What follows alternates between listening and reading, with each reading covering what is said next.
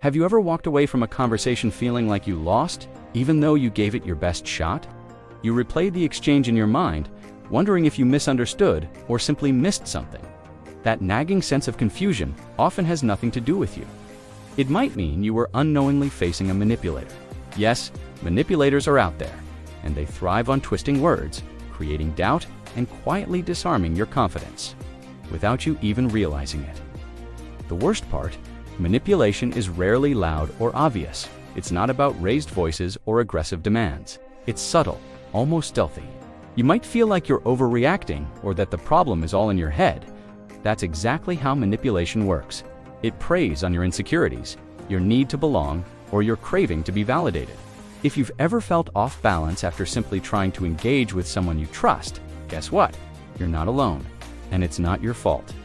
Manipulators are masters of exploiting human emotions. This isn't just about understanding manipulation, it's about protecting yourself from it. And the good news is, there are ways to spot manipulators before they take root in your mind. You'll learn how they target vulnerabilities, twist meanings, and use subtle strategies to make you second-guess yourself. But don't worry, we'll dive into their tactics and, more importantly, how to fight back. Because if you think this just sounds like normal conflict, oh no, we're just getting started. Let's unravel exactly what makes manipulation so quietly powerful. Manipulators don't need to shout or act aggressively to control you. They operate in the shadows of subtlety. Unlike the villains in movies who make their intentions obvious, real-life manipulators come across as calm, collected, and even kind. They chip away at your confidence quietly, often while wearing a mask of care or concern. You might even find yourself questioning your own reality, assuming they didn't mean it that way or only wanted the best for you. That's the subtle art of manipulation. It's invisible while it's happening. What makes their tactics so effective? Manipulators tap into deep psychological needs that all of us have, starting with belonging. Think about how uncomfortable it feels to be excluded or left out. They use your fear of being disconnected to their advantage, but it doesn't stop there. Manipulators also exploit your need for validation, your natural desire to feel seen, heard, and understood. They skillfully withhold recognition or approval, just enough to make you crave it. And then there's security, which they attack by inducing instability, whether it's through spreading doubt, exaggerating risks, or creating emotional chaos. The result is like standing on shaky ground. You feel unsure of yourself, your perceptions, decisions, even your emotions. That's why manipulation is so dangerous. It happens quietly, gradually undermining your emotional defenses. But once you understand these common tactics, they lose their power. And believe me, recognizing what's happening is step one. Next, we'll uncover the root motivation of manipulators, why they do it, what they want, and how they tighten their grip over time. At the core of every manipulator's strategy is a single goal: control. They don't want to argue with you, they want to dominate you.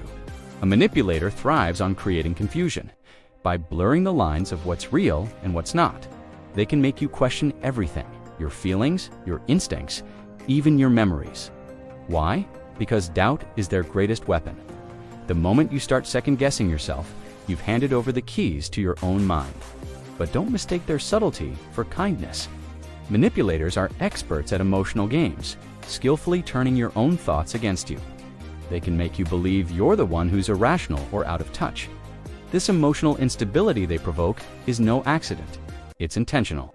It leaves you vulnerable, unsure of your next steps, and more likely to rely on them for clarity or guidance. It's not care or concern. It's about creating a dependency where they hold the power. And here's the kicker: they often succeed without saying or doing much at all. They test boundaries bit by bit, changing your responses over time until you're unknowingly walking straight into their domain. It's not a battle of intellect. It's a quiet war against your emotional strength. But here's the thing: once you understand their endgame, you can rewire the dynamics.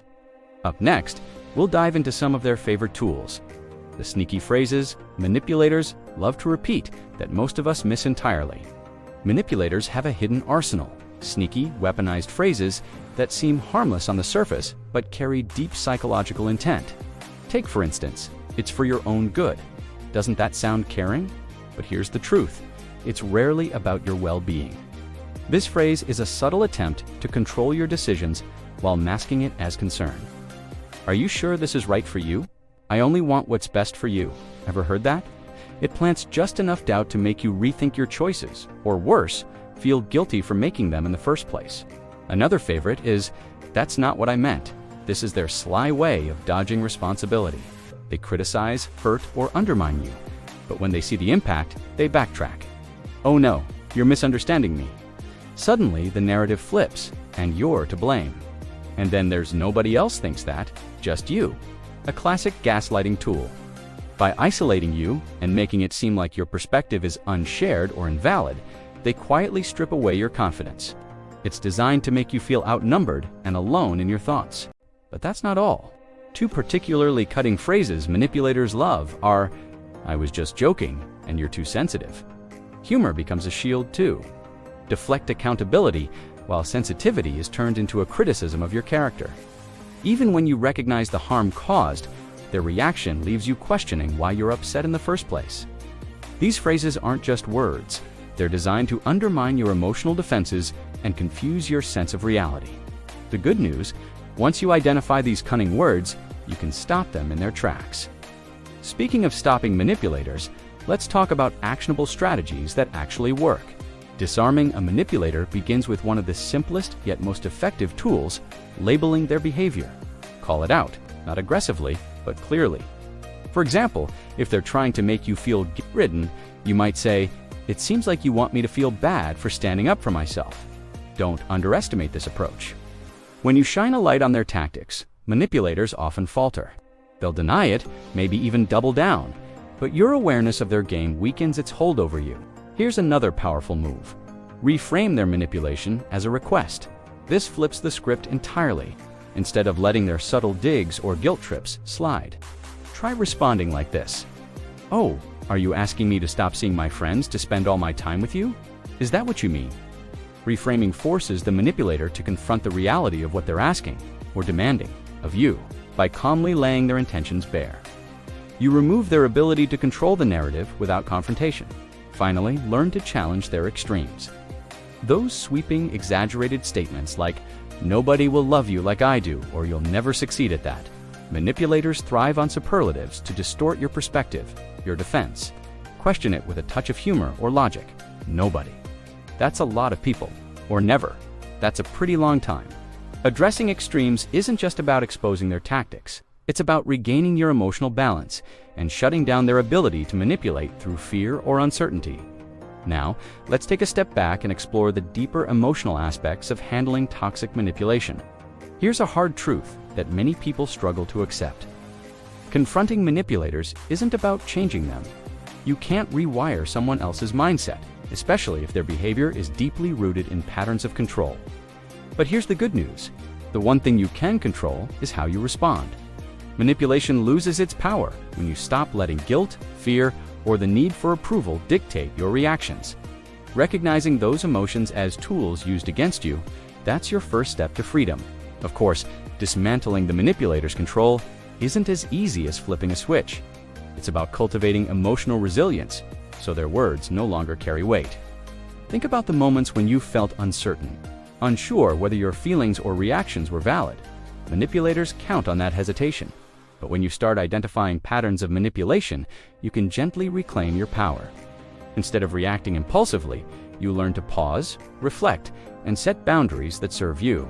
True strength isn't in battling the manipulator, it's in mastering your own emotions. When their tactics fail to make you feel small, they begin to lose their grip. But don't rush the process.